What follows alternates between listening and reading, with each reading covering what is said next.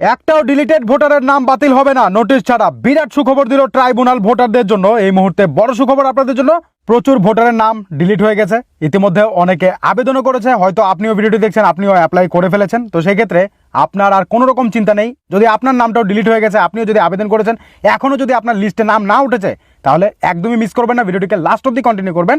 একটা ডিলিটেড ভোটারের নামও বাতিল হবে না নোটিশ ছাড়া, এই বিষয়ে পরিষ্কার জানিয়ে দিয়েছে ট্রাইব্যুনাল।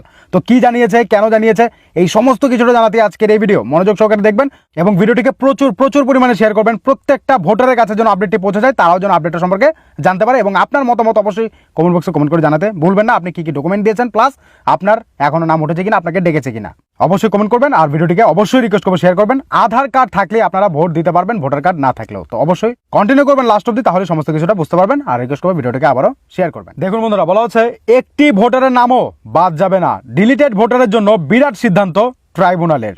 কি বলা হচ্ছে দেখুন, voter list revision tribunal order. Notice ছাড়া বাদ নয় একটিও নাম, কড়া অবস্থান ট্রাইব্যুনালের। Voter list revision tribunal order দিয়েছে। সাপ্লিমেন্টারি তালিকা ও বিশেষ পর্যবেক্ষণ সোমবার পর্যন্ত যেসব মামলার নিষ্পত্তি সম্পন্ন হবে তাদের নাম সাপ্লিমেন্টারি তালিকা হিসাবে প্রকাশিত হবে। এই তালিকায় নাম থাকা নাগরিকরা ভোটদানের সুযোগ পাবেন, তবে সেই তালিকায় পৃথকভাবে কোনো ডিলিটেড ভোটারের নাম উল্লেখ থাকবে না।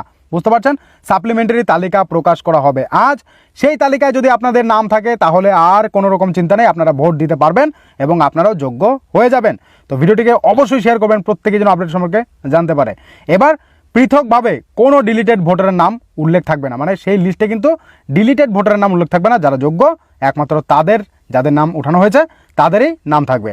এরপর প্রথম দফা নির্বাচনের প্রাক্কালে ভোটার তালিকা সংশোধন ও যাচাই প্রক্রিয়া নিয়ে অত্যন্ত কঠোর পদক্ষেপ ট্রাইব্যুনালের।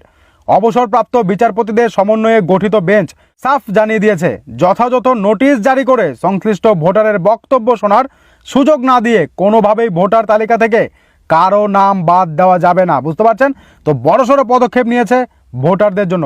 আপনার নামটা ডিলিট হয়ে গেছে, ভালো কথা। এবার আপনাকে কিন্তু ভোটার তালিকা থেকে এমনি বাদ দিতে পারবে না। আপনার জন্য নোটিশ জারি করা হবে, কি কারণে বাদ গিয়েছে, এবং আপনার কাছ থেকে জানতে চাওয়া হবে আপনি কেন যোগ্য ব্যক্তি। বুঝতে পারছেন, আপনার কাছ থেকে শোনার সুযোগ দেওয়া হবে আবারও।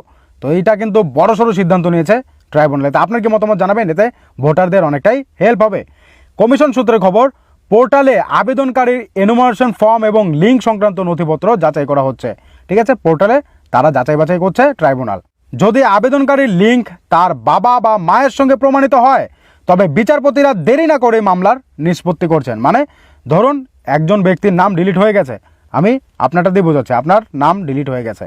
এবার আপনার বাবা বা মা, তার সঙ্গে লিঙ্ক খুঁজবে তারা। যদি দেখে যে লিঙ্ক পেয়ে গেছে, যদি দেখে সমস্ত কিছু ঠিক আছে, আপনার সঙ্গে মিলে গেছে, তাহলেই আর কোনো কিছু দেখবে না, সরাসরি আপনাদেরকে নাম তুলে দেওয়া হবে, আপনাদের ডিলিটেড ভোটার থেকে যোগ্যতে করা হবে।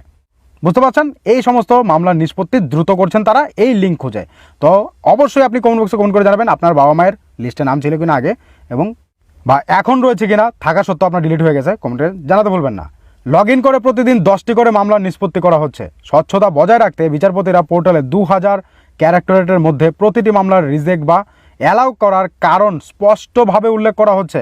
কেন তাদেরকে যোগ্য বলে বিবেচিত করা হচ্ছে সেটাও উল্লেখ করা হচ্ছে, কেন তাদেরকে রিজেক্ট করা হচ্ছে মানে বাতিল করা হচ্ছে সেটাও তারা উল্লেখ করছে। সাপ্লিমেন্টারি তালিকা ও বিশেষ পর্যবেক্ষণ সোমবার পর্যন্ত যেসব মামলার নিষ্পত্তি সম্পন্ন হবে তাদের নাম সাপ্লিমেন্টারি তালিকা হিসেবে প্রকাশিত হবে। ঠিক আছে, এই তালিকায় নাম থাকা নাগরিকরা ভোটদানের